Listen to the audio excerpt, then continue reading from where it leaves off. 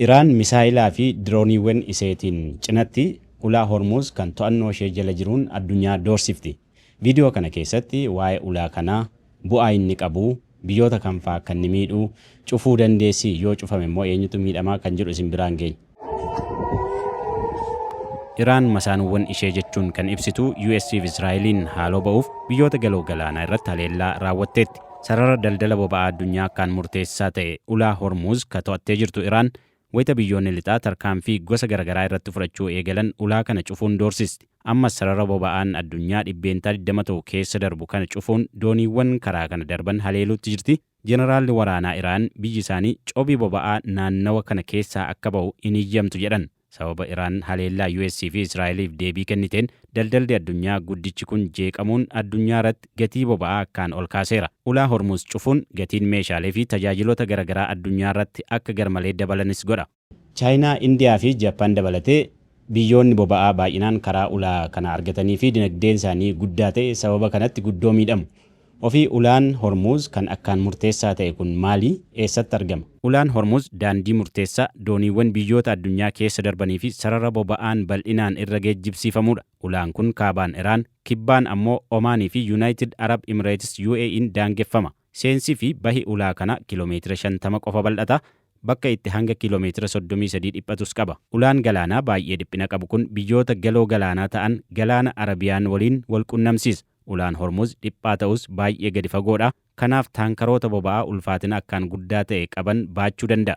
Kubbaaniyyaawwan oomisha boba'aa gurguddaan baha giddugaleessaa keessa jiran akkasumas maamiloonni isaanii ulaa kanatti fayyadamu.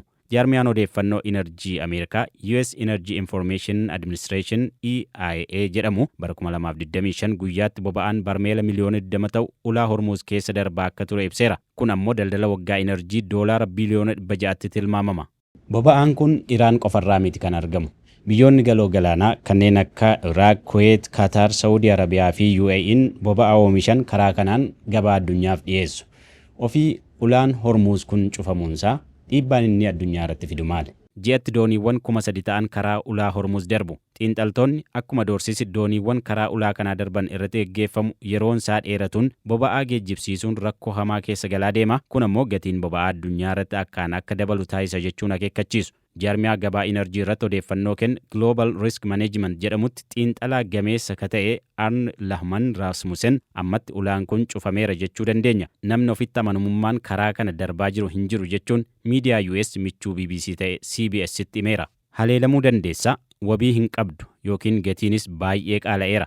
Kanaafuu hanga haalli nageenyaa fooyya'utti eeguuf dirqamta. Boba'aaf gaaziin karaa ulaa Hormuz darbu yoo adda cite gabaan akkaan miidhama jedha xiinxalaan kun. Iraan ulaa kanatti karra gootee guutummaatti hin cufne garuu doorsisi qondaalota Iraan haleellaan dirooniif misaayilaa akka taankaroonni karaa kana hin dabarre godheera jedha. Haleellaa ulaa Hormuz irratti yoo xiqqaate dooniiwwan 3 irratti raawwatame hordofee wiixata darbe gaafa bitootessa 2 bara 2026 gatiin ka'umsaa boba'aa doolaara 82 ga'eera. Taateen kun akka taankaroonni boba'aa 150 ta'an iddoo kanatti ugguramanii hafan dirqamsiisu Reuters gabaaseera. Dhaabbati oomisha gabaa London Stock Exchange Group jedhamu boba'aa baha giddugaleessaa irraa gara Chaayinaa geejjibsiisuuf gatiin kiraa taankaroota gurguddoo ka torbee darbeerra dachaan dabaluun doolaara 400 caaluu ibse. Cufamuun ulaa Hormuz biyyoota dinagdeen isaanii boba'aa gara alaatti erguu irratti bu'uureffame kanneen akka Saudi Arabiyaas guddoo miidheera. Jaarmiyaan Inerjii idil addunyaa Iraan guyyaatti boba'aa baarmeelii miliyoona 1.7 alatti ergiti jedhe. Iraan bara baajataa 2025 boba'aa alatti ergiterraa doolaara biliyoona 67 argachuu fi kunis waggaa kurna darbe keessatti gatii olaanaa damee boba'aa irraa argame ta'uu baankiin giddugaleessaa biyyattii ibseera. Cufamuun ulaa Hormuz ardii kamiyyuu caalaa Eeshiyaa irratti miidhaa guddaa qaba. Jaarmiyaan Inerjii addunyaa akka jedhutti bara 2022 boba'aa karaa ulaa Hormuz biyyoota galoo galaanaa irraa alatti ergame keessaa dhibbeentaa 82 ka ta'u gara gabaa Eeshiyaa seena. Chaayinaan boba'aa Iraan gabaa addunyaaf dhiyeessitu keessaa dhibbeentaa 90 fudhatti. Chaayinaan ulaa kana fayyadamtee boba'aa argattu yookiin immoo karaa ulaa kanaa boba'aa argattu fayyadamtee meeshaalee adda addaa oomishtu gara biyyoota addunyaa garagaraatti waan ergituuf boba'aan kun irraa cituun yookiin gatiin boba'aa kanaa sababa kanatti dabaluun meeshaaleen isheen oomishtee gara biyyoota adda addaatti ergitus gatiinsaa akka ol ka'u taasisa. Iraan akkamiin ulaa Hormuz akkaan barbaadamaa ta'e kana cufuu dandeessi? dhaabbati biyyoota gamtoomanii UN biyyi daangaa galaanaa jirtu tokko fageenya haga kiiloomeetira 22 keessa seenuun galaana sana to'achuu yookiin bulchuu dandeessi jedha. Ulaan Hormuz baay'ee qal'atee daangaa galaanaa to'annoo Iraaniif Omaan jala jiru keessatti argama. Iraan ulaa kana cufuuf karoorri qabdu maal akka ta'e ibsuu baattus ogeeyyiin akka jedhanitti malli biyyattiin fayyadamuu dandeessu dooniiwwan haleellaa raawwatanii fi dooniiwwan waraanaa galaana jala yabalaniin dhootuuwwan bishaan keessa facaasuudha. Dooniin waraanaa idilee Iraanii fi dooniin waraanaa jaarmiyaa eegdota warraaqsaa Islaamummaa IRGC dooniiwwan waraanaa fi daldalaa biyyoota kaanii haleeluu danda'u. Haa ta'u malee dooniiwwan waraanaa gurguddoon xiyyeeffannaa haleellaa US ta'us danda'u. Pireezidaantiin US Doonaald Tiraamp kaayyoon gooroo isaa doonii waraanaa Iraan barbadeessuu akka ta'e dubbateera.